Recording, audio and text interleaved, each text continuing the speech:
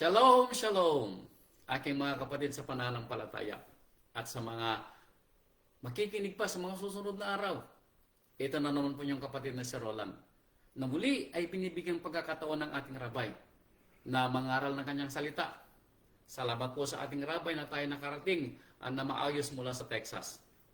Kaya mga mahal na kapatid, kung kayo po ay nakahanda na, ang lagi nating sinasabi, ang maikling lapis ay mas mainam kaysa sa mahabang memorya. Ano po? Now, alam po natin na ang rabay ay hindi nagsasawa at hindi nakakalimot na magbigay ng aral. Kaya sa aral pong ito, nawa, lalo po tayong magtumibay sa ating mga pananampalataya. Ito yung sinasabi nating simula, unang Sabat po natin sa tinatawag nating Gregorian calendar sa 2026. Kaya nawa, ang unang aral ng rabay sa taong ito ay mamutawi sa ating mga labi. Dahil ito yung kailangan natin sa araw-araw. Dahil kung wala ang salitang ito, baka hindi po tayo magtatagal sa ating pananampalataya. Ang tema po natin ay yung tinatawag nating pagtitiwala. Ano po? Dahil ang pamagat ng ating kwento ay when you cannot trust yourself. Pag dumating ang panahon na hindi mo na mapagtitiwalaan ng iyong sarili o wala masasabi nating wala ka nang tatakbuhan. Kung kanino ka hihingi ng tulong at ang iyong tulong na makukuha mo sa iyong sarili ay hindi mo na maasahan. Kumbaga ginawa mo na ang lahat mong magagawa. And at the end of the day, kanino ka kaya tatakbo? Dahil sa ating pananampalataya, napakahalaga po na kung saan natin ilalagat ang ating pagtitiwala. Magtitiwala ba tayo sa gawa ng ating mga kamay? Magtitiwala ba tayo sa mga kayamanang ating naimpok? Magtitiwala kaya tayo, hingi kaya tayo ng tulong sa mga sinasabi nating mga kaibigan? Yung mga ating mga sinasabing mga kamag-anak sa buhay. Yung mga mahal natin sa buhay, hanggang kailan yung ating pagtitiwalang maibibigay sa kanila. Lalo pag dumarating yung punto na ginawa mo na ang lahat ng mga bagay, at the end of the day, saan tayo susuling? Ano po? So talasasin natin ang kwento ng rabay. Ano po? Pag dumating yung punto na when you cannot trust yourself anymore, pag dumating ang punto na wala ka ng tatakbuhan at ang pagtitiwala mo ay hindi mo alam kung saan mo kukunin. Talasasin natin ang kwento ng rabay. Dahil nung panahon na sinulat po ang Biblia, alam po natin na palagi nating sinasabi na ang Biblia ay nasulat para sa ating ikatututo. Kaya ang ibibigay po na kwento ng rabay ay may kinalaman sa mga nauna na mga tauhan ng Biblia. At makikita natin na dumating yung punto na sila'y naubusan na rin ng tiwala sa kanilang mga sarili. Na ang tanong, kanino kaya sila tatakbo? Alam niyo po, ito yung pagkakaiba ng na yung kinasabi natin may pananampalataya kumpara doon sa iba. Dahil mapapatunayan natin na kapag ikaw ay may sinasampalatayanan na mas may makapangyarihan sa iyo, meron kang aasahan. Ano po?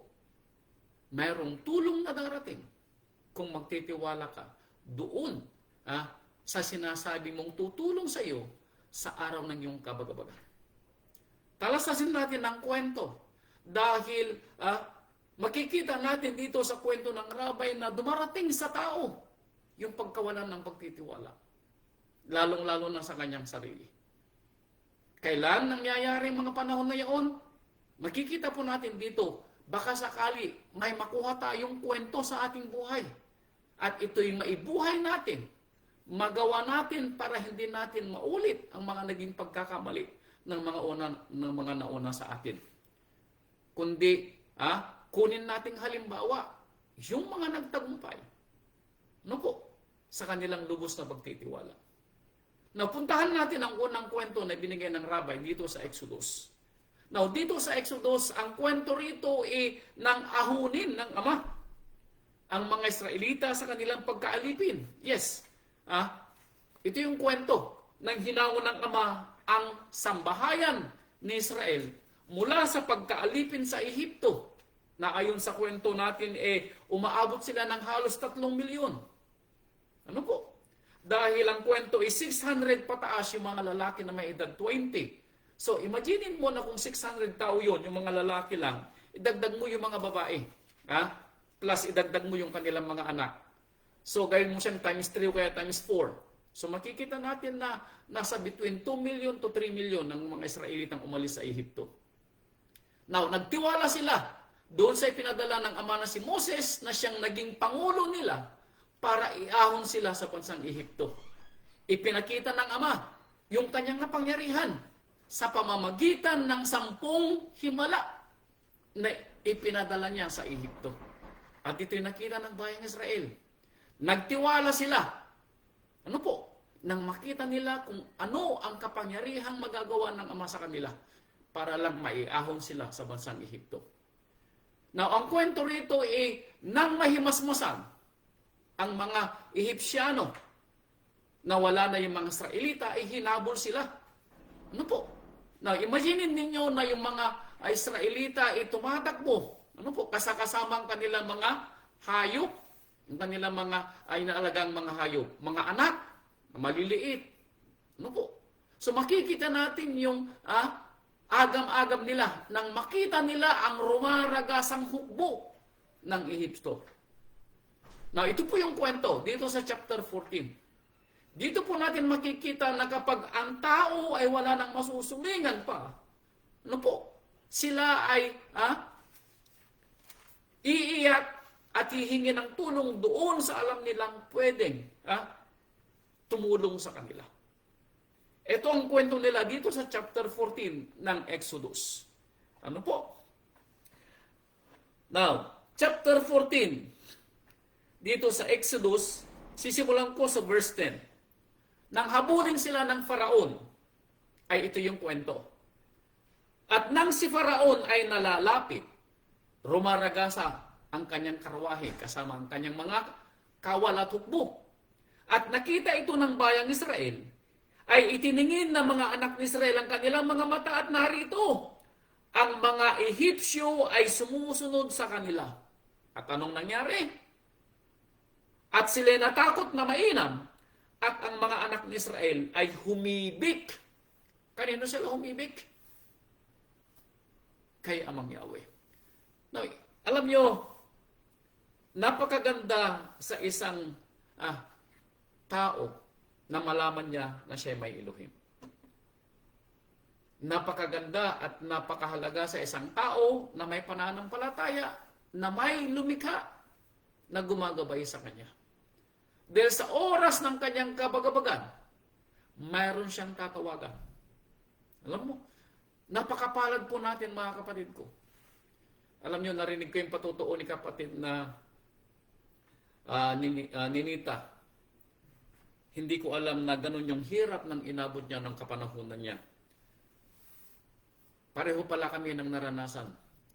Pero makikita ko na andudoon yung kanyang pagpapakumbabang loob at pagpapasalamat na anuman yung kanyang naabot sa ngayon. Ibinibigay niya ang kanyang pasasalamat sa ating Amang Yahweh. Dahil alam ko na katulad din natin siya na kapag nung panahon ng mga kabagabagan, alam niyo po, pag alam natin na mayroong lumika na matatawagan, iniluhod din natin ang ating mga tuhod para humingi ng tulong. At ito po'y napakahalaga sa ating mga kapatid ko bilang isang nananampalataya, na huwag tayong mawalan ng pag-asa. Ano man po yung ating bagabag na nararanasan, asahan po natin na may ama na pwede nating hingan ng tulong sa oras ng ating mga pangangailangan. Etong ginawa ng mga Israelita, humibik sila kay Amang Yahweh. At napakapalad po nila. Bakit? Dahil may speaker si Amang Yahweh nung panahon nila. Kanino na sinabing kanilang hibik?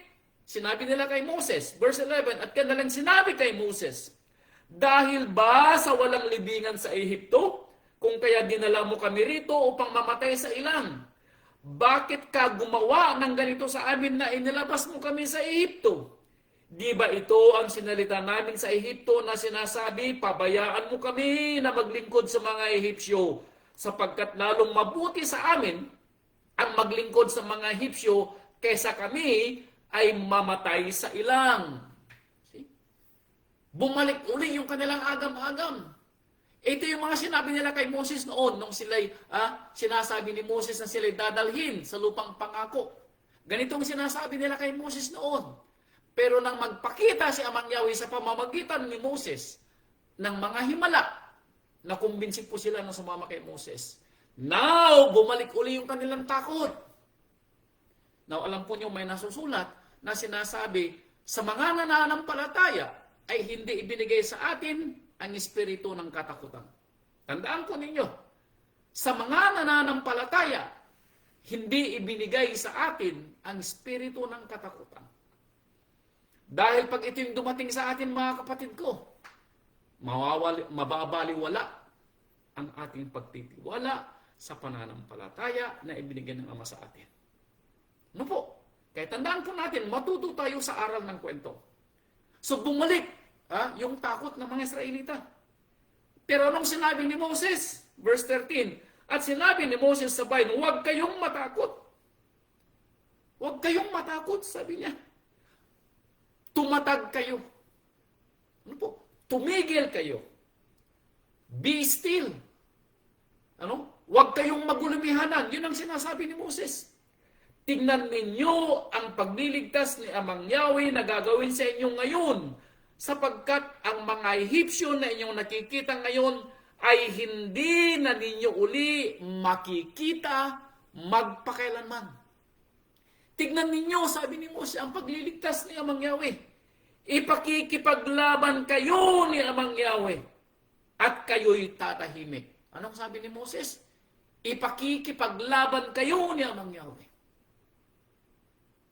Now, ito yung sinasabi natin na kung si Amang Yahweh ang nag-ahon sa mga Israelita sa Ehipto dahil sa kanyang dakilang kapangyarihan, now, hindi ba maililigtas ni Amang Yahweh ang parehong mga pinili na inahon niya sa bayang Ehipto? Umiksi na ba ang kamay ni Amang Yahweh ayon sa ibang mga salita? Na hindi ba niya kayang iligtas ang bayang Israel sa kapahamakan mula sa mga Ehipsyo? Nangyari po ba ang pagliligtas? Yes. Now, alam natin ang kwento na hinati ni Amang Yahweh ang dagat na pula at pinadaan ang mga Israelita sa tuyong lupa. At nang ng mga Ehipsyo nang maglalakad at tumatakbo sa kanilang mga kabayo, na nakasakay sa kanilang mga kabayo, ano pong nangyari? Bumalik po yung tubig. At tinabunan po ang hukbo ng paraon. At nangyari yung sinabi ni Moses na hindi na nila makikita pa ang mga Ehipsyo na humahabol sa kanila. Dito po ay ipinakita ni Amang Yahweh ang kanyang kapangyarihan. Sa kanyang kapangyarihang iligtas ang kanyang mga pinili. Ang tanong, may pagtitiwala kayang matitira doon sa mga pinili sa oras ng kanilang mga kabagabagan? O matutulad tayo na babalik sa atin ang pagkatakot? Now, ang pagkapili sa atin ay katulad din sa pagkapili sa bayang Israel. Tayo ay pinili mula sa mga kinapal na namuhay dito sa lupa. Mabibilang sa daliri kumpara sa bilyones na nilikha ang kumikilala at nananampalataya kay Amang Yahweh. So, itanong natin sa ating sarili, kung tayo ay pinili na katulad ng bayang Israel, pag dumating ba yung bagabag sa atin, hindi ba may kapangyarihan din ng Ama na ulitin ang ginawa sa bayang Israel at ganun din ang gawin sa atin sa oras ng ating mga kabagabagan? Yun po maging tanong sa atin, ano po? Asaan yung ating pagtitiwala sa oras ng kabagabagan? Lalo na pag dumating yung punto na tayo mismo ay nawawalan ng tiwala sa ating mga sarili. Kanino tayo tatakbo at hihingi ng tulong sa oras ng ating mga pangangailangan? Ano po? Sa panahon ng mga Israelita, sinabi ni Moses, kayo'y tumatag at manatili. Ipakikipaglaban kayo ni Amang Yahweh.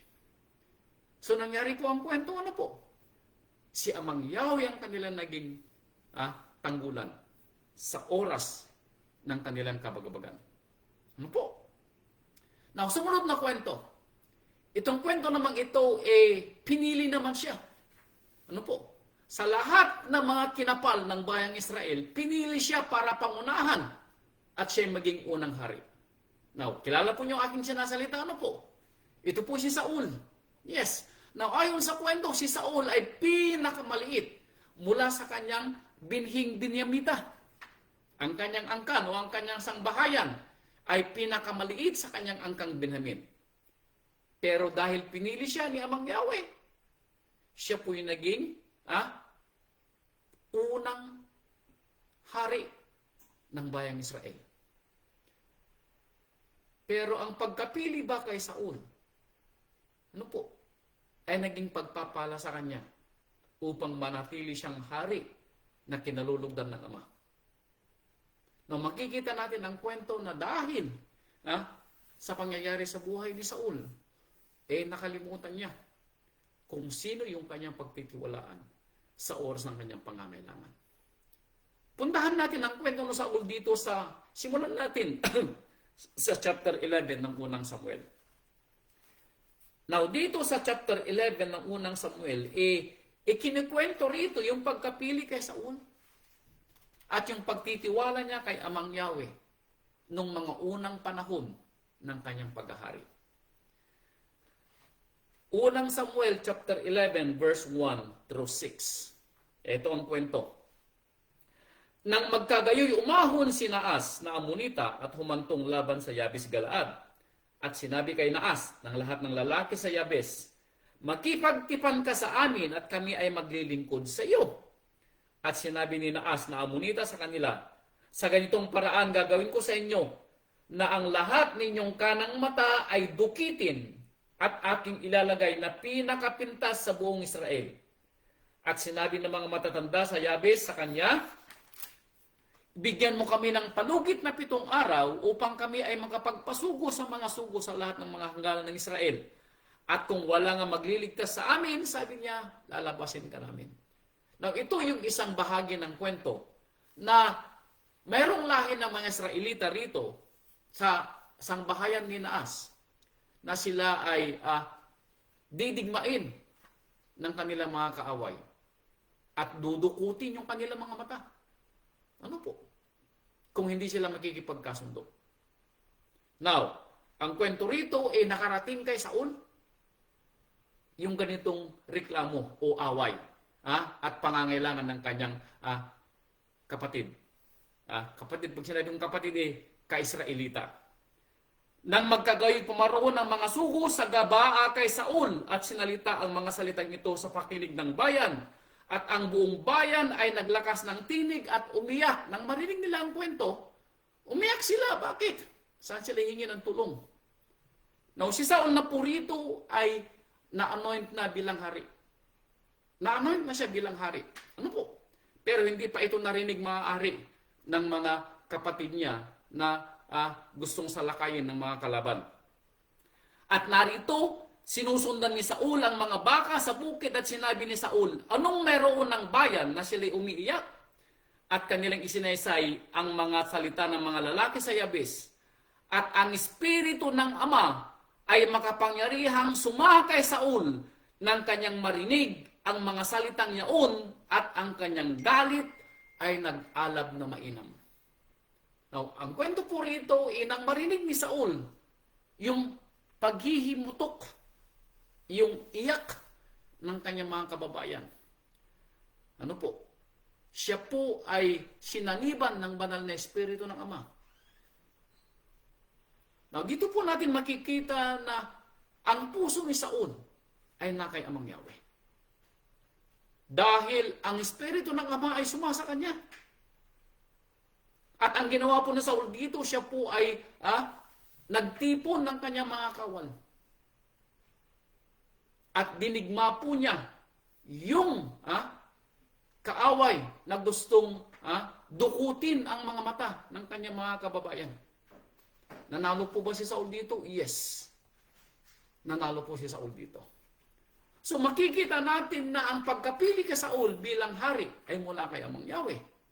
At ang pagkapanalo ni Saul, ayon sa kwento, ay galing din kay Amang Yahweh. So makikita natin na ang pagtitiwala sa Ama ay ibinibigay niya sa tao na nagtitiwala doon sa kanyang hinihingi. At ang hiningi dito ni Saul, ang siya ay magtagumpay sa pakikidigma sa kanyang mga kalaban na gustong dukutin ang mga mata ng kanyang mga kababayan. So makikita natin yung pagpapala ni Saul mula kay Amang Yahweh. Now, ang tanong, nagpatuloy ba yung pagpapala kay Saul? Ay, baba po natin ang kwento. Dito sa chapter 13. Chapter 13 po rito, ano po? Chapter 13, verse 5. At ang mga Filisteo ay nagpupulong upang lumaban sa Israel. 30,000 karwahe at 6,000 mga ngabayo.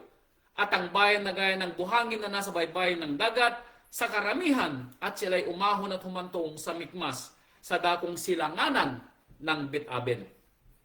Nang makita ng mga lalaki ng Israel na sila'y nasa kagipitan, bakit? Sapagkat ang bayan ay napipighati. Bakit?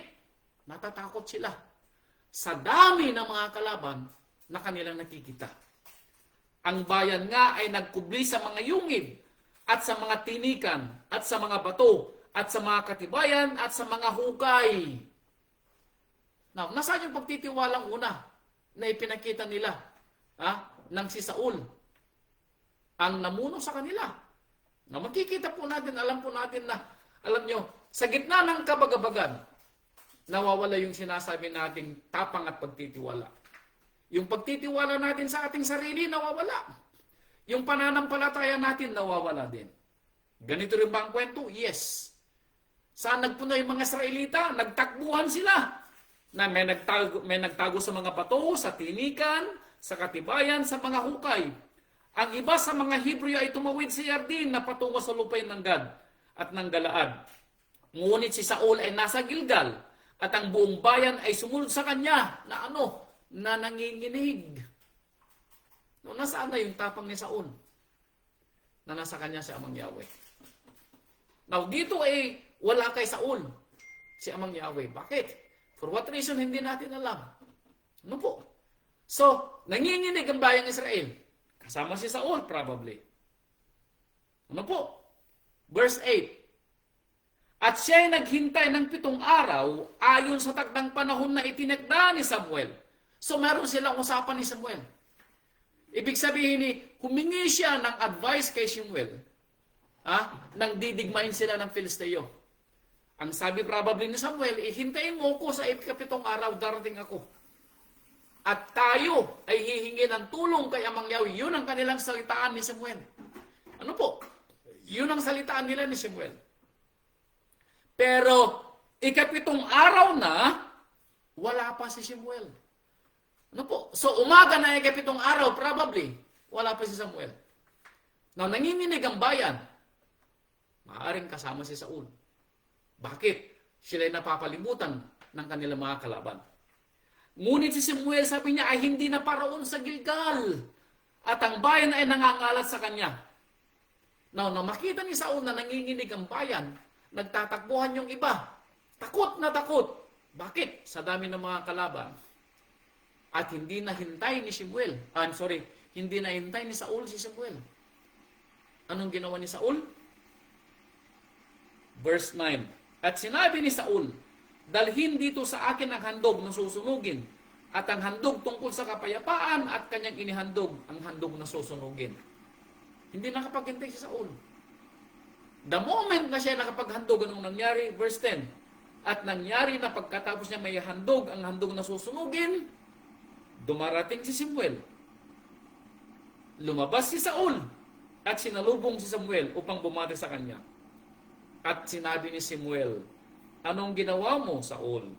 At sinabi ni Saul, sapagkat aking nakita na ang bayan ay nangangalat sa akin at hindi ka dumarating sa takdang araw, at ang mga Filisteo ay nagpupulong sa Mikmas, kaya't aking sinabi, ngayon lulusungin ako ng mga Filisteo sa Gilgal, at hindi ko na naipamanhig ang kagalingan sa Elohim. Kaya ako'y nagpumilit nga na ihandog ko ang handog na susunugin. Nang makita po, sabi ni Saul, na nanginginig ang bayan at wala ka, Samuel, hindi ka dumating. Alam ko, nalulusubin ako ng mga Filisteo, sabi niya, kaya bago ako lusubin ng Filisteo, sabi niya, ginawa ko muna ang mabuti. Anong sabi niya?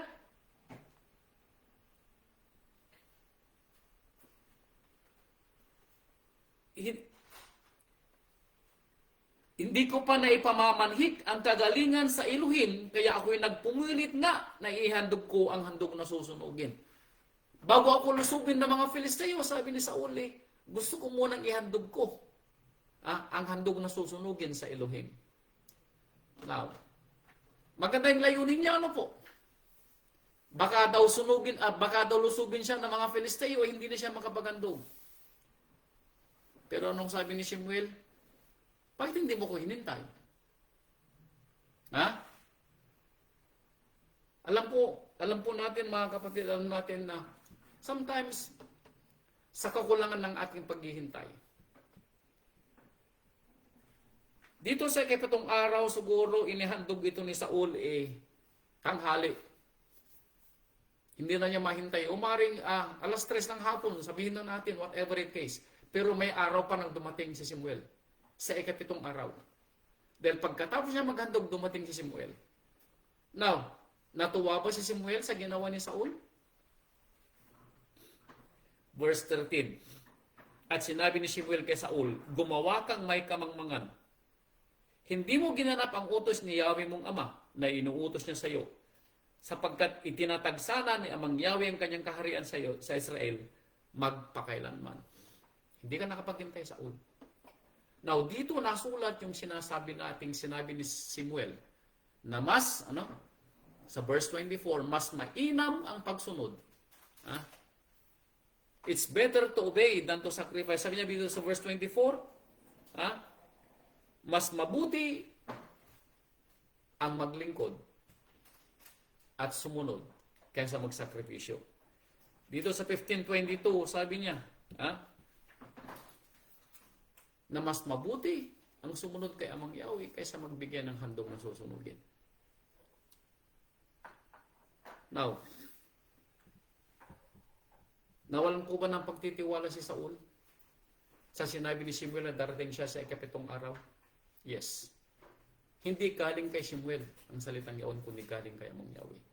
Now, maaaring ibininbin ni Amang Yahweh ang pagdating ni Samuel para malaman niya kung hanggang saan yung pagtitiis at paghihintay ni Saul. Nakahintay si Saul ng 6 na araw. Sa ikapitong araw, hindi siya nakahintay. Bakit hindi hinintay ni Saul na lumubog ang araw sa ikapitong araw bago siya nagdesisyon? Ano po? Pero hindi. Gumawa siya ng kanyang sariling pag-unawa dahil sinasabi sa kanyang sarili, nanginginig ang bayan, takot na takot. Lulusob ang mga Filisteo, kailangan kong maghandog. Mga kapatid ko, hindi ba ganito rin yung mga ginagawa natin paminsan-minsan sa ating buhay? Sa kakulangan natin ng pagtitiis at paghihintay, sometimes nagdedesisyon tayo sa mga bagay na hindi natin alam kung ito nga'y makakabuti sa atin. May mga punto na may mga iniisip tayong gawin sa buhay. Kung ito ba'y gagawin natin sa takdang panahon o maghihintay tayo sa kasagutan ng Ama. Dumarating yung punto na tayo mismo ang sumasagot sa ating mga katanungan at hindi tayo nakapaghihintay. Kaya may mga pagkakataon na nagiging mali ang ating mga desisyon at napapariwara ang ating buhay. Bakit? Dahil sa kasalanan din natin. Ano po? Now, sumunod na kwento. Chapter 15. Nagkasala po si Saul, ano po? Pero ang kwento po dito sa chapter 15, binigyan siya ng Amang Yahweh ng second chance. Alam nyo, hindi bago sa atin. Ang ating Ama ay minsan nagbibigay ng mga pangalawang pagkakataon, pangatlong pagkakataon para ma-redeem natin ang ating sarili. Mga kapatid ko, hindi ba ganito yung ginagawa natin paminsan-minsan sa ating buhay? Sa kakulangan natin ng pagtitiis at paghihintay, sometimes nagdedesisyon tayo sa mga bagay na hindi natin alam kung ito nga'y makakabuti sa atin. Ito rin ang ginawa niya kay Saul. Verse 15, chapter 15. At sinabi ni Samuel kay Saul, sinugo ako ni Amang Yahweh upang pahiran kita ng langis na maging hari sa kanyang bayang Israel. Ngayon ngay dinggin mo ang tinig ng mga salita ni Amang Yahweh. Second chance na to. Verse 2, ganito ang sabi ni Amang Yahweh ng mga hukbo. Aking tinandaan niya ang ginawa ng Amalek sa Israel, kung paanong siya'y humadlang sa kanya sa daan nang siya'y umaahon mula sa Ehipto. Ibig sabihin naalala ni Amang Yahweh ang ginawa ng mga Amalekita nang hinadlangan niya ang bayang Israel sa pagtawid sa kanilang bayan. Naalala ni Amang Yahweh. Kaya sabi ni Amang Yahweh, ngayon yumaon ka at saktan mo ang mga Amalekita at iyong lubos na lipulin ang buo nilang tinatangkilik. Huwag kang manghinayang sa kanila, kundi patayin mo ang lahat ng lalaki, ang lahat ng babae, ang lahat ng sanggol, ang lahat ng mga sumususo, ang lahat ng mga baka, mga tupa, mga kamelyo at mga asno. Ibig sabihin, lahat ng may buhay sa bayan ng Amalekita ay patayin mo. Now, maaaring sabihin natin, napaka-absurd naman ng binibigyan na kautusan ni Amang Yahweh. Alam niyo, may mga pagkakataon din sa ating buhay na parang hindi ka panay-paniwala yung pinapagawa sa atin. Para bang hindi natin magagawa, parang imposible. Pero tandaan po natin, pag ito'y galing kay Amang Yahweh, ano man po yung pinapagawa sa atin, it is just. Ano po? Ito ba'y tama? Yes. Dahil, sabi ni Amang Yahweh, dahil sila'y humadlang sa ating bayan Israel. Now, it is just. Yun ang kasalanan nila. So may kabayaran yung kanilang pagtanggi na paraanin ng bayang Israel. Ang sabi naman niya, patayin mo silang lahat. Now, this is a second chance sana kay Saul para i-redeem. Ano po? Para i-redeem yung kanyang pagiging hari na ibinigay ni Amang Yahweh sa kanya. Now, nangyari po ba yung pag-redeem ni Saul sa kanyang sarili? Verse 9. Verse 9. Tingnan natin kung ginawa nga ni Saul. Verse 9. Ngunit, pinanghinayangan ni Saul at ng bayan si Agag at ang pinakamabuti sa mga tupa, sa mga baka, sa mga pinataba, sa mga kordero at lahat ng mabuti at yung mga hindi nila lubos na nilipol. Ngunit bawat bagay na hamak at walang kabuluhan ay kanilang lubos na nilipol. Anong ginawa ni Saul at ang bayan? Binuhay nila si Haring Agag at binuhay nila lahat ng mga magagandang mga hayop. Now, natuwa ba si Amang Yahweh dito sa ginawa ni Saul? Hindi po. Ayon sa kwento, galit na galit nang dumating si Samuel. Actually, ayon sa kwento, si Samuel ang pumatay kay Agag. Pinagpira-piraso ni Samuel si Agag. Ano po? Pinagpira-piraso ni Samuel si Agag. Now, anong reason ni Saul dito? Siya daw ay namili ng mga mabubuting mga baka at tupa para ihandog kay Amang Yahweh. Ito yung sinasabi ko sa inyo kanina na sinabi ni Samuel, mas mainam ang sumunod kaysa magbigay ng hain. It's better to obey than sacrifice. Now, ganun din sa ating mga kapatid. Parang ito yung, alam nyo, ginawa ko ito nung panahon ko. Sabi ko noon nung ako nagtatrabaho ng Sabado, di bali Amang Yahweh, sabi ko, maski hindi ako makapagtrabaho ng Sabado, ibibigay ko naman yung ikapo ng aking mapagtatrabahuan sa Sabado. Now, tama ba yung ginagawa ko? Hindi po. Maling-mali po. Now, maliban dito, makikita natin na may pagkakataon niya sa Amang Yahweh nagbibigay ng second chance para ma-redeem natin ang ating pagkakamali. Now, ang tanong, paano natin gaganapin yung pangalawang pagkakataon binigay sa atin? Mariredeem kaya natin ang ating sarili? Sana nga po, ano po? Huwag nating magaya si Saul. Dahil sa ginawang ito ni Saul, isinara ni Amang Yahweh ang pagiging hari ni Saul. Dahil dito, ayon sa kwento, sinabi ni Amang Yahweh kay Samuel, inilipat na ang paghahari sa iyo. Ano po? Ito yung kwento na hinablot hinawakan ni Saul ang laylayan ng damit ni Samuel at napunit. Kaya sabi ni Samuel, ikaw ay iniwalay na bilang hari ng Israel at siya'y pumili na ng kapalit mo.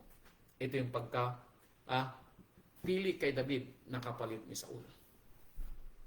Yung second chance na ibigay niya mangyari kay Saul, hindi po ginuha ni Saul para mariting niya ang kanyang sarili. Sa atin mga kapatid ko, pag dumating yung punto na tayo bigyan ng second chance, sana magawa natin kung ano yung tama. Salamat po kung meron gagawing second chance. What if wala na? What if wala? At first chance lang. Yung pagkapili po sa atin bilang nananampalataya, ingatan po natin dahil hindi natin alam kung meron second chance. Po. Sumunod na kwento, si Haring Asa. Now, si Haring Asa ay isang mabuting hari, ayon sa kwento. Unang Hari, chapter 15. Puntahan natin ang kwento ni Haring Asa. Dahil ang kwento po natin dito yung pagtitiwala. Hanggang saan yung pagtitiwala natin? Kapag dumating yung punto na tayo mismo ay wala ng tiwala sa ating sarili. Makikita natin dito, na inilalagay natin ang ating sarili sa pagdidesisyon natin sa buhay. Tama po ba? Yes. Kung gaano natin pinagtitiwala ng ating sarili, ganon natin sinusunod ang ating mga desisyon. Now, sa ating pagdidesisyon ba, tama ba ang ating mga sinasalita at nagiging kaisipan? Or, ibibigay natin ang pagdidesisyon doon sa mas marunong kaysa sa atin. Yung mas may kapangyarihan kaysa sa atin. Unang Hari, chapter 15, verse 11. Dito sa verse 11, mababasa natin ang kwento ni Asa. At ginawa ni Asa ang mabuti sa harap ng mga mata ni Amang Yahweh, gaya ng ginawa ni David na kanyang magulang. Mabuti daw si Asa na hari. Kanyang inalis ang mga sodomita sa lupain at inalis ang lahat ng mga imahe na ginawa ng kanyang mga magulang. At si Maaka naman na kanyang ina ay inalis niya sa pagkarena. Bakit? Sapagkat gumawa ng karumal-dumal na larawan ng pinakaasera at pinutol ni Asa ang kanyang larawan at sinunog sa batis ng Sidron. Now, makikita natin na si Asa ay may puso na galing kay Amang Yahweh. Pinatanggal niya lahat ng mga karumal-dumal na mga rebulto sa Israel. At gaano man niya kamahal ang kanyang ina, pero dahil ang kanyang ina ay sumasamba sa isang asera, tinanggal po niya sa pagkahari. Now, imagine sa ating panahon, kaya natin na isang tabi yung mga mahal natin sa buhay dahil sila'y hindi nananampalataya kay Amang Yahweh.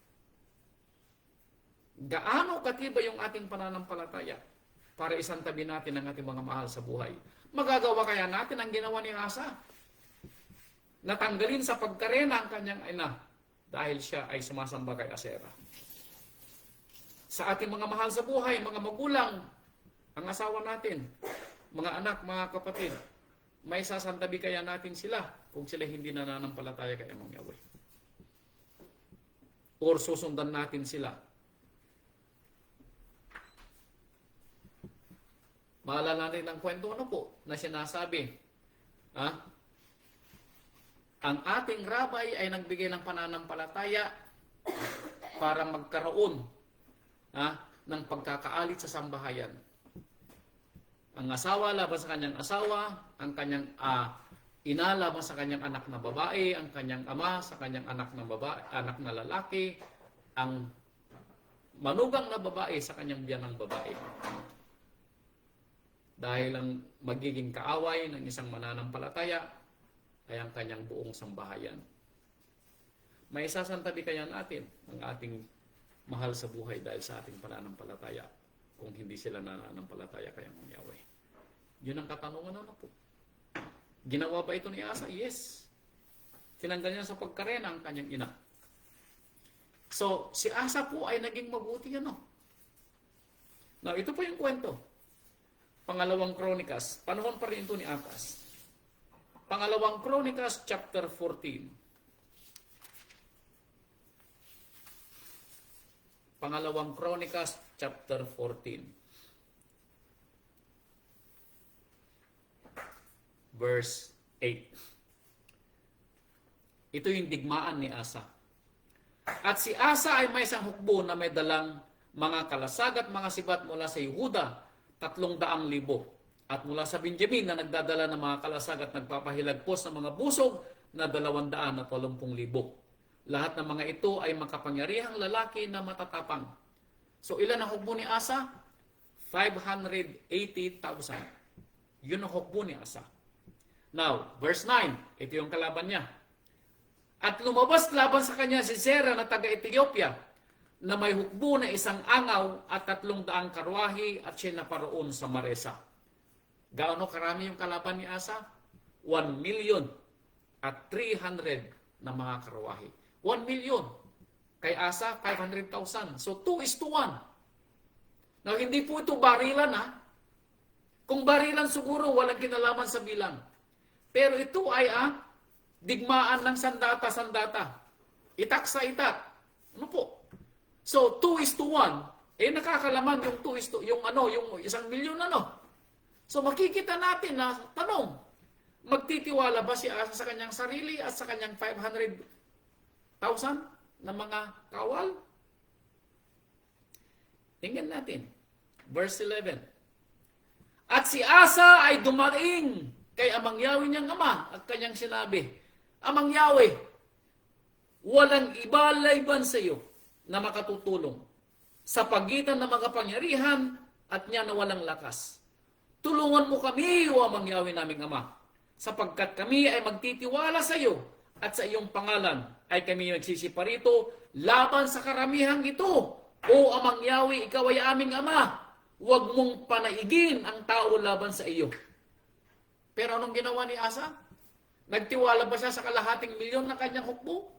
Nagtiwala ba siya sa kanyang sarili bilang hari? No. Tumawag sila doon sa magliligtas sa kanila. Sabi nila, Amang Yahweh, sabi nila, ikaw ang tutulong sa amin. Dahil ikaw ang makakagapi sa karamihang mga kalaban namin. Ikaw ang tutulong sa amin. Ano po? Verse 12, anong nangyari? Sa gayoy sinaktan ni Amang Yahweh ang mga taga-Ethiopia sa harap ni Asa at sa harap ng Yehuda at ang mga Ethiopia ay nagsitakas. Now, sinong tumulong kay Asa? Si Amang Yahweh. Ano po? Si Amang Yahweh. Now, ang tanong, hanggang saan yung pagtitiwala ni Asa? Doon sa tumulong sa kanya. Dito sa chapter 15. Ibaba natin ang pagbasa. Chapter 15,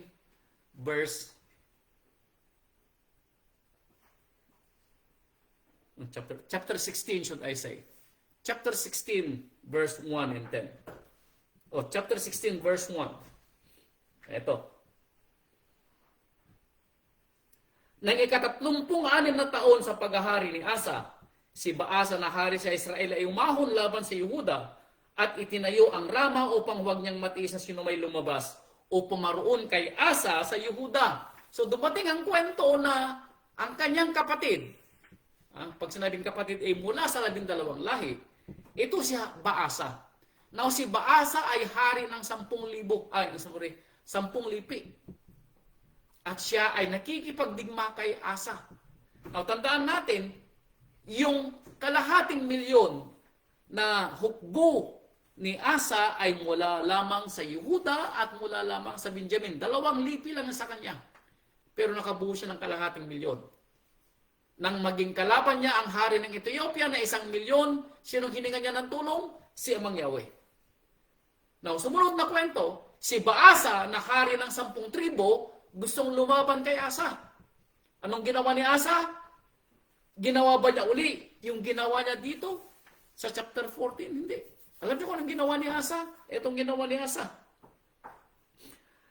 Verse 2, nang magkagayoy kumuha si Asa ng pilat at ginto. Saan? Sa kayamanan ng bahay ni Amang Yahweh.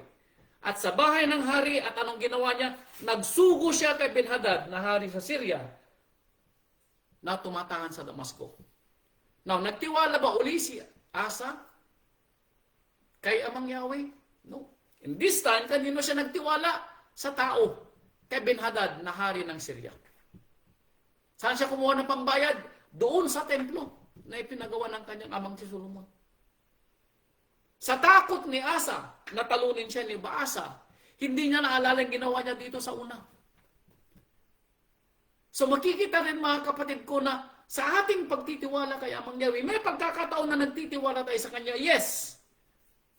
Pero huwag dumating sana yung punto na mapapansin natin na mas mabigat yung bagabag na nasa atin ngayon at makalimutan nating magtiwala kay Amang Yahweh for whatever reason. At magtiwala tayo sa tao o sa ano pa mga bagay na nasa ating mga harapan. No po, baka dumating ang tuwento na yumaman na tayo o tayo ay whatever the case may be. Umasenso tayo sa buhay, nagkaanak tayo ng mga marurunong o kaya nakapagpundar tayo ng kung ano-ano pa man. Dumarating ang pagsubok sa atin, nakalimutan natin yung ginawa natin nung una, nung tayo walang-wala na nagtitiwala kay Amang Yahweh. Kung kailan tayo nagkaroon, saan tayo nagtitiwala ngayon? Kay Amang Yahweh pa rin o sa mga naipundar ng ating mga kamay? Na one way or the other, bigay din ni Amang Yahweh. Ano po? Nagtiwala si Asa doon sa ginto at pilak na kinuha niya kay Amang Yahweh na siya'y magliligtas sa kanya. Bakit? Dahil binayaran niya si Ben-Hadad. Now, nangyari ba yung kwento? Yes. Nangyari yung kwento. Instead na si Baasa ang lumusob kay Asa, nilusog ni Ben-Hadad si Baasa at natalo ni Ben-Hadad si Baasa. So natuwa si Asa, Natuwa si Asa. Bakit? Nangyari yung kanyang gusto. Nagtiwala siya sa kanyang sarili na maililigtas niya ang bayang Yehuda sa kamay ni Baasa dahil nagbayad siya. Itong ginamit niya sa kanyang sarili. Yung kanyang sinasabing katalinuhan para hindi makipagdigmang Israel. Ang tanong, natuwa naman kaya si Amang Yahweh? Ano po? Natuwa naman kaya si Amang Yahweh? Ito ang kwento.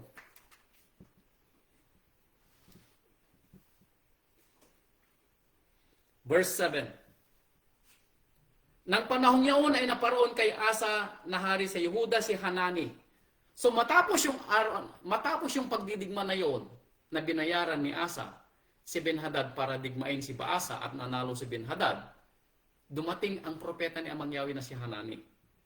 At nagsabi kay Asa, sapagkat ikaw ay nagtiwala sa hari sa Syria at hindi ka nagtiwala kay Amang Yahweh mong ama, nagtiwala ka sa Syria, samantalang nung una nagtitiwala ka sa akin, sabi ni Amang Yahweh. Siguro na makikita natin yung paghihimutok ni Amang Yahweh, mga kapatid ko.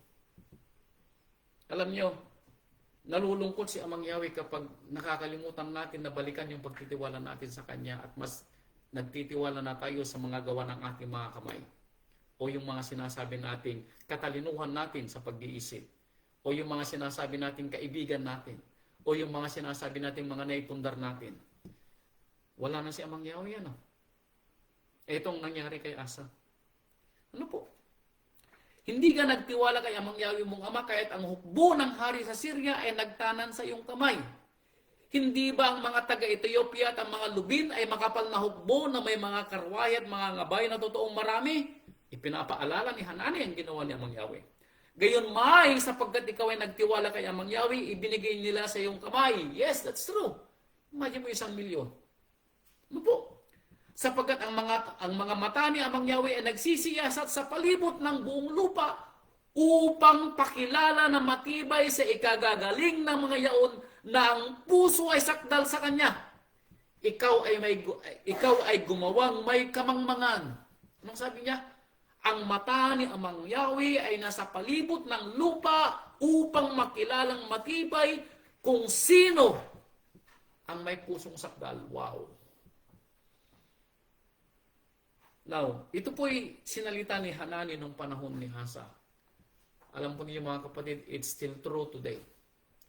Ang mata ni Amang Yahweh ay nasa lupa at tinitignan sa atin kung alin sa atin ang may pusong sakdal, may pagtitiwalang buo all throughout, may pananampalataya mula sa simula hanggang sa wakas. Kaya nasulat, mga kapatid ko, sa talata, ang manatiling tapat hanggang wakas ang siyang maliligtas. Alam niyo po, itinuring na mabuting hari si Asa. Yes, it is true. Iniiwas niya ang kanyang bayan sa digmaan. Yes, it is true. Pero sa kanyang sarili, siya po'y nagkulang. Bilang anak ni Amang Yahweh at bilang piniling hari ni Amang Yahweh. Kaya sabi ni Hanani sa kanya, ikaw ay gumawang may kamangmangan sapagkat mula ngayon magkakaroon ka ng pakikidigma. Now, dahil sa ginawa mo, sabi ni Hanani, mula kay Amang Yahweh, ikaw ay magkakaroon ng pakikidigma. So kung dati-rati ay payapa na iniingatan ni Amang Yahweh ang ang Yehuda sa panahon ni Asa, sabi ni Hanani, mula kay Amang Yahweh, magkakaroon ka na ng pakikidigma. Now, ito ang ginawa ni Asa. Alam nyo, kung siya ay tumulad sana kay ama niyang si David, nang sinabi ni Propeta Nathaniel na nagkasala si David. Anong yung ginawa ni David? Nagpakumbaba si David. Sabi ni David, ako yung nagkasala. Now, ganito bang ginawa ni Asa? Verse 10. Nang magkagayon nagalit si Asa na tagakita at iniligay niya sa bilangguan. Instead na siya magpakumbaba sa ipinapasabi ni Amang Yahweh, nagalit pa siya doon sa messenger. Ipinakulong niya si Hanani. Huwag kayong magalit doon sa nagsasalita, mga kapatid ko. Wala tayong karapatang magalit doon sa nagsasalita dahil sila ay inutusan lamang. Sila ay sinugo. At huwag tayong magalit. Bakit? Dahil katotohanan ang sinasabi ng isinugo sa atin. Ang tanong, tatanggapin ba natin tatanggapin ba natin may pagpapakumbaba o tayo mismo ang magagalit doon sa sinugo? Gayahin kaya natin si Asa? Father Yah forbid. No po, Father Yah forbid. Ito pang nangyari, verse 12. At nang ika-39 na taon ng kanyang paghahari, si Asa ay nagkasakit sa kanyang mga paa. Ang kanyang sakit ay totoong malubha. Gayunmay sa kanyang sakit ay hindi niya hinanap si Amang Yahweh. Sa huling bahagi ng kanyang paghahari, nagkasakit si Asa. Nagkasakit po siya. Nang malubha. Pero instead na magpakumbaba at hanapin si Amang Yahweh, anong ginawa niya? Hinanap niya ang manggagamot, hindi si Amang Yahweh. After 2 years, namatay po si Asa sa kanyang sakit. Now, mga kapatid ko, hindi matatawaran yung darating ng mga pagsubok sa atin, mga kapatid. Hindi matatawaran. Pero ang tanong, hanggang saan yung pagtitiwala natin?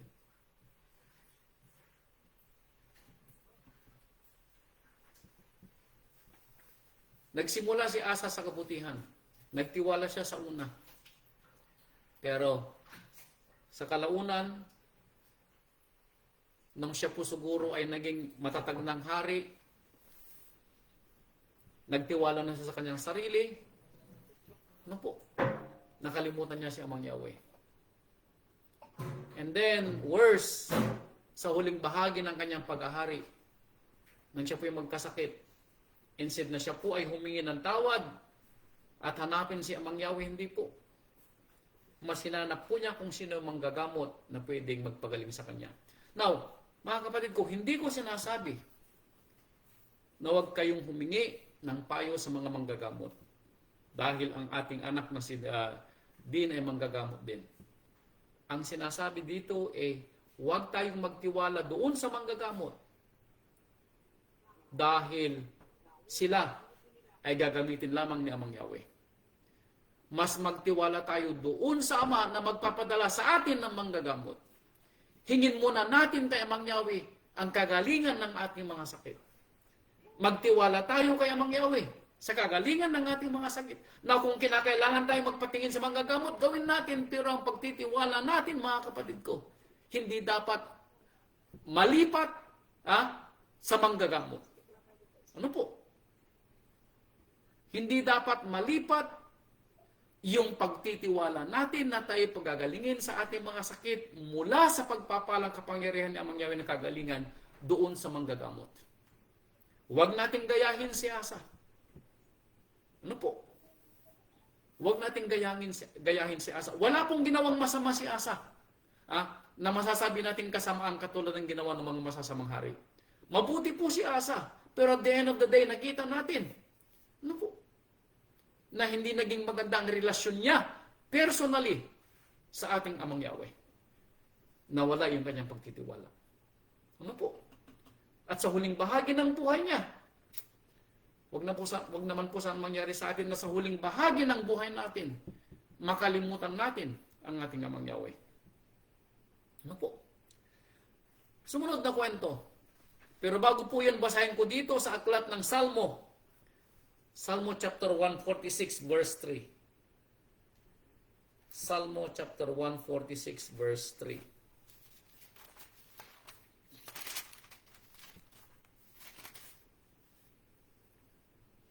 Huwag ninyong ilagak ang inyong tiwala sa mga pangulo ni sa anak man ng tao na walang pagsaklulo. Nung sabi niya, huwag niyong ilagak ang inyong tulong, ang inyong tiwala sa anuman tao. Huwag niyong ilagak. Nagsimula na tayong magtiwala doon sa nasa taas na nagbigay sa atin ng pananampalataya. Then manatili ang pagtitiwala natin sa Kanya to the end. Ano man po yung bagabag na dumating sa atin, magtiwala po tayo doon sa ating Ama na nagbigay sa atin ng pagtitiwalang pananampalataya. Tandaan po natin, si Amang Yahweh nagbigay ng ating pananampalataya, si Amang Yahweh din ang magliligtas. Tandaan nyo palagi, si Amang Yahweh nagbigay ng ating kapagabagan, si Amang Yahweh din ang magliligtas. Tandaan natin ang kwento. Walang ibinigay sa atin na hindi natin kayang balikatin. Lahat ay magagawa natin sa tulong ng Ama. Ano po? Salmo chapter 118, verse 89. Lalong mabuti ang manganlong kay Amang Yahweh kaysa maglagak ng tiwala sa tao. Lalong mabuti ang manganlong kay Amang Yahweh kaysa maglagak ng tiwala sa mga pangulo. That is true. Ano po? Manampalataya tayo sa ating Ama. Sumunod pong kwento. Now, kilala nyo si Hezekiah? Yes. Kilala natin si Hezekiah. Si Hezekiah ay isang mabuti ding hari. Hezekiah chapter 19 ng pangalawang hari. Pangalawang hari, chapter 19. Hezekiah. Now, kilala natin si Hezekiah. Siya ang hari na dinagdagan ng kanyang buhay ng 15 years. Yes, that is the Hezekiah. Ano po? Hezekiah chapter 19. Ito yung kwento ni Hezekiah nang siya'y lusubin ni Sennacherib. Verse 9. Verse 10 ng 2 King. Verse 10. Ganito ang inyong salitain kay Hezekiah na ihari sa Yehuda, na sasabihin, huwag kang dayain ng Elohim sa iyong tinitiwalaan na sabihin, ang Jerusalem ay hindi may bibigay sa kamay ng hari ng Assyria. Now, ito yung sinasabi ng hari ng Assyria. Na ang Hezekiah na ito, sabi niya, ay nagtitiwala sa kanyang Elohim. Huwag kayong maniniwala kay Hezekiah, sabi ng hari ng Assyria. Bakit? Pinalibutan ng Assyrian Empire ang Yehuda. Ano po? At walang mahihinging tulong si Hezekiah mula sa kanyang sarili bilang hari. Wala. Sa kanyang mga kawal, wala. Sino ang hiningan ni Hezekiah? Ito. Verse 15. At si Hezekiah ay dumalangin sa harap ni Amang Yahweh na nagsabi, O Amang Yahweh na Ama ng Israel, na nauupo sa mga anghel, ikaw ang Ama, ikaw lamang sa lahat ng kaharian sa lupa, ikaw ang Elohim ng langit at lupa. Ikiling mo ang iyong pakinig, o Amang Yahweh, at inyong dinggin. Idilat mo ang iyong mga mata, o Amang Yahweh. Tumingin ka at dinggin mo ang mga salita ni Senakirib na kanyang ipinasusugo upang ipanungayaw sa buhay na Elohim. Yes, tinutungayaw ni Senakirib ang ating Ama at Elohim. Tinutungayaw niya na hindi makapagliligtas si Amang Yahweh. Now, kung makikita natin sa kanino nagtiwala si Hezekiah, doon sa pwedeng magbigay ng tulong. Now, ayon sa kwento, ano po? Anong ginawa ni Amang Yahweh? Ito pang dagdag na salita ni Hezekiah, verse 19. Ngayon na, o Amang Yahweh naming Ama, iligtas mo kami. Isinasamo ko sa iyo sa kanyang kamay upang makilala ng lahat ng kaharian sa lupa na ikaw si Amang Yahweh ay nag-iisang Elohim. At ikaw lamang. Yun ang sinalita ni Hezekiah. Anong ginawa ni Amang Yahweh?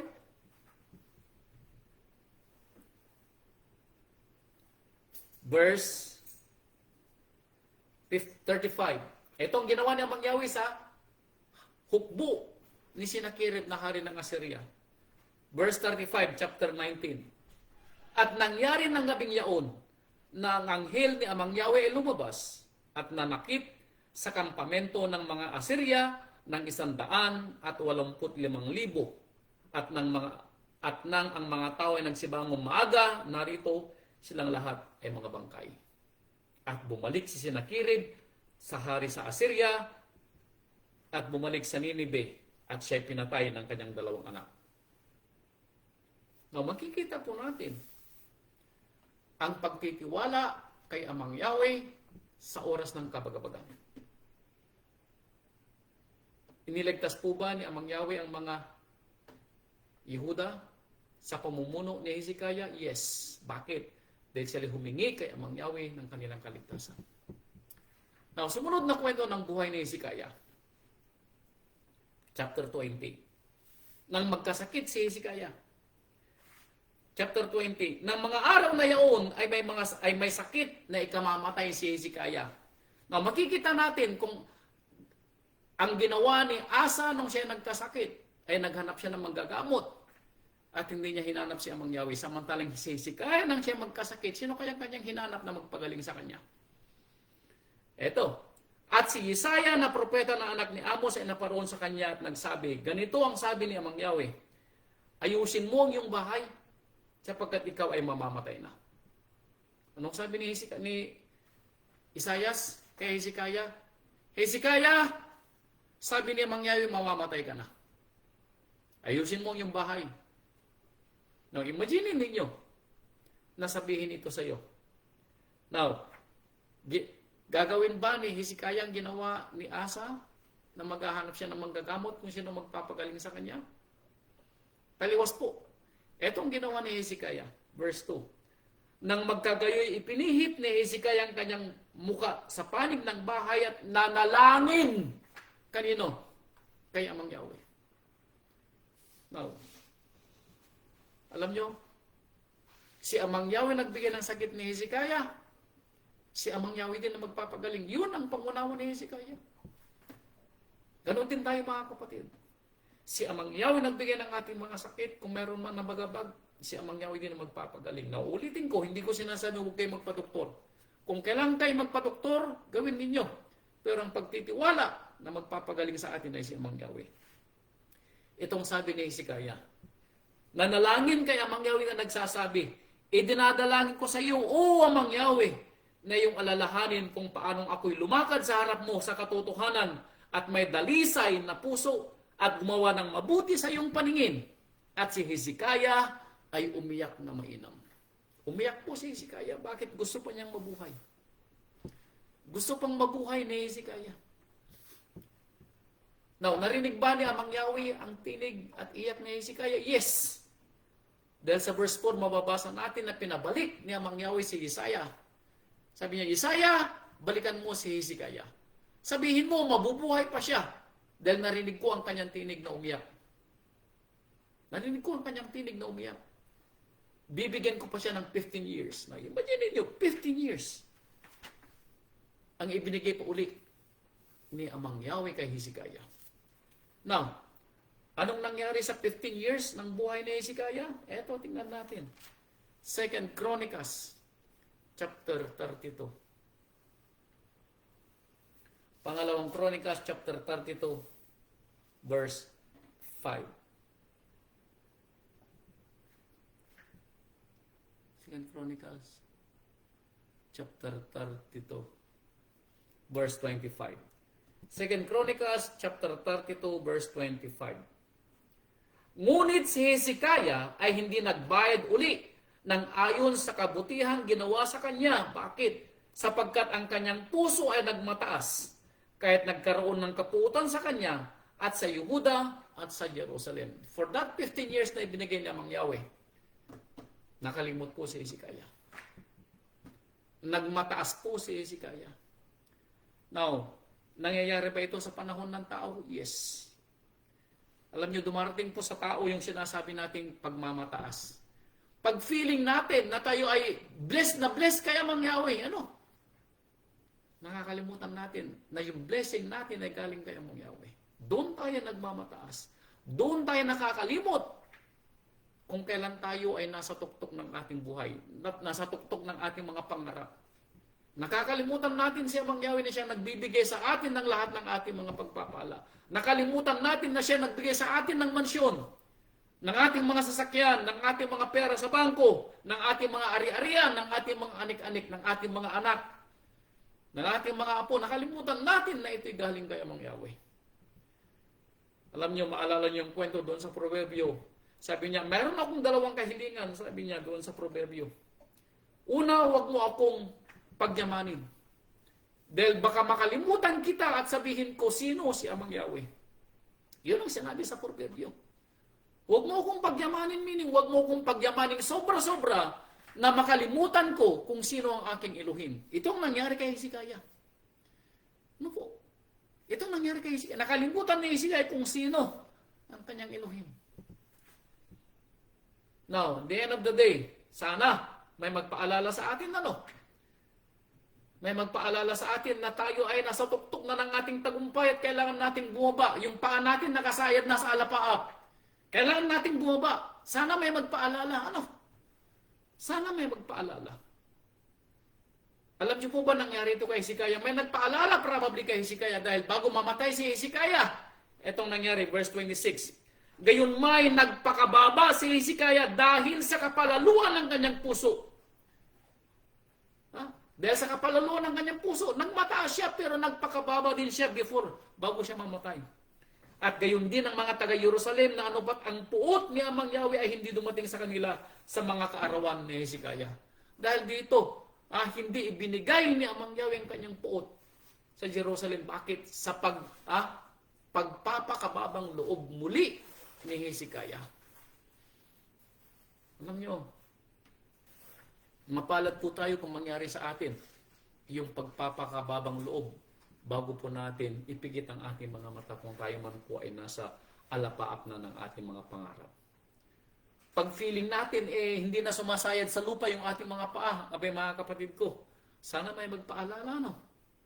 Sana may magsabi sa atin, kapatid ko, brother, nga mo test bumon ko lang to. Sana may magpaalala, no?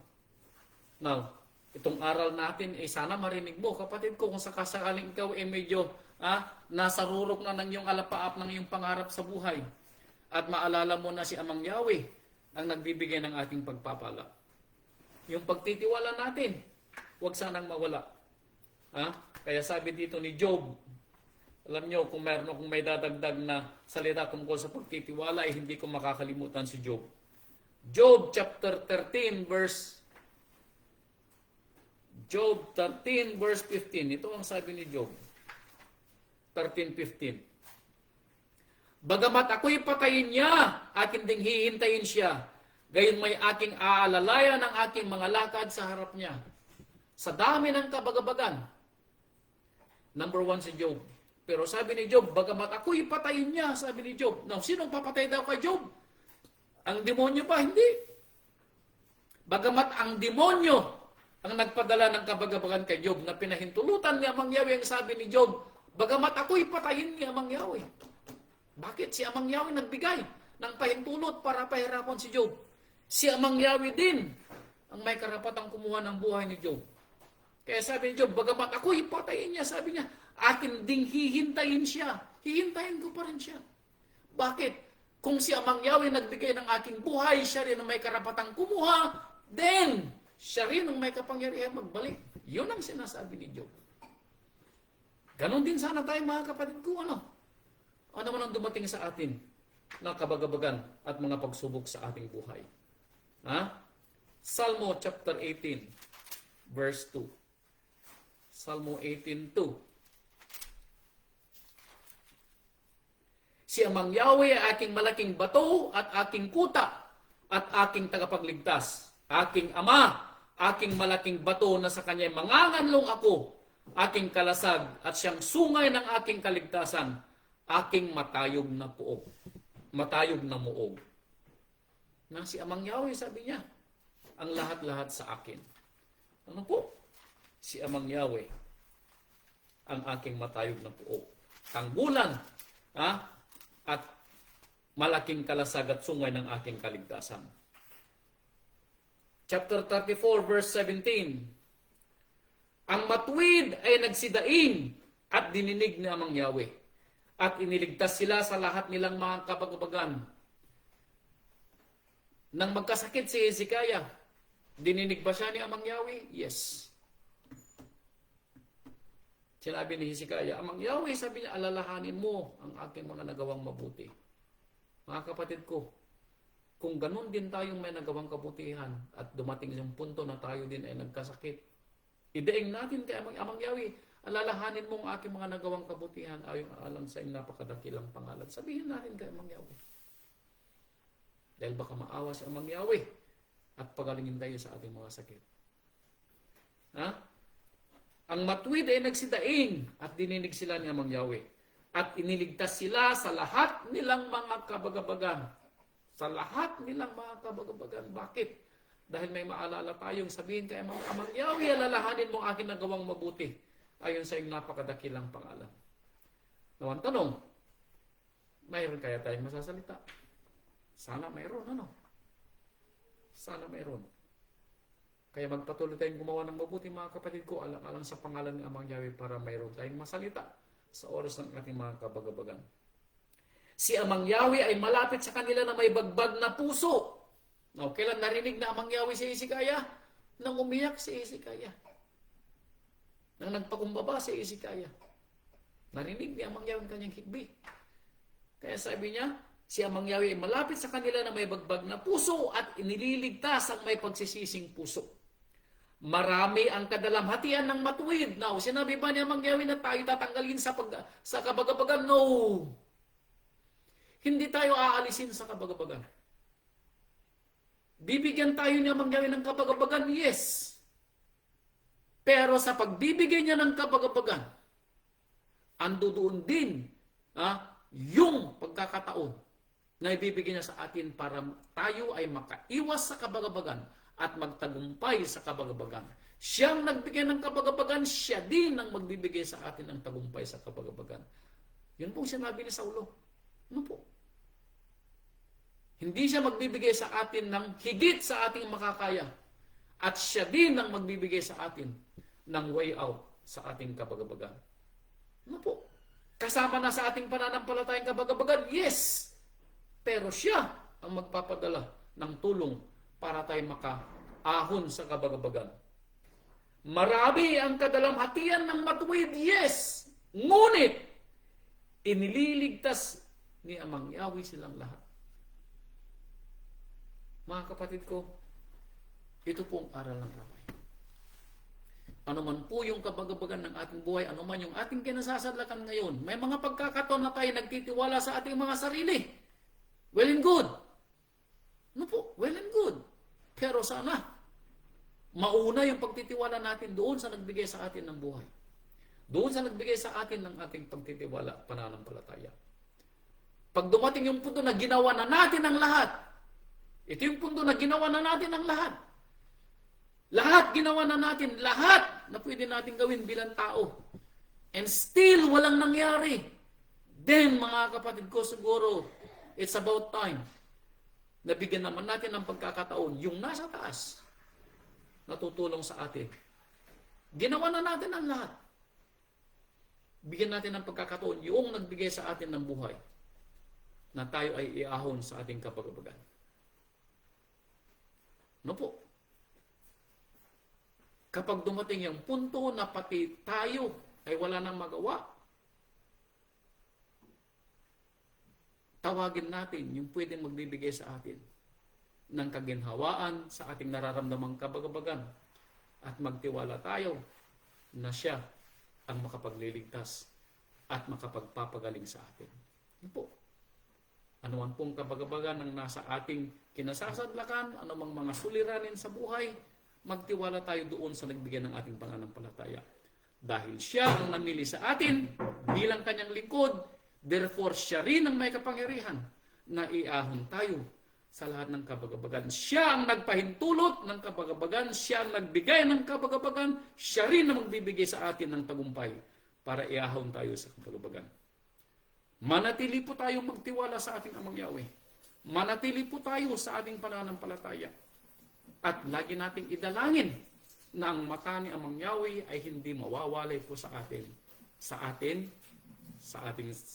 mga anak, mga asawa, mga mahal sa buhay, at sa lahat ng ating mga kapatiran, saan man po sila naroroon. Ang ating Ama ang tutulong sa atin sa oras ng ating kabagabagan. Magtiwala po tayo sa kanya, mga kapatid ko, at huwag po tayong makakalimot manalangin sa araw-araw ng ating buhay. Salamat po sa inyo lahat, mga kapatid. Purihin ang ating Amang Yahweh. Purihin ang ating Rabbi Yeshua HaMashiach. Salamat po at magandang gabi. Hallelujah.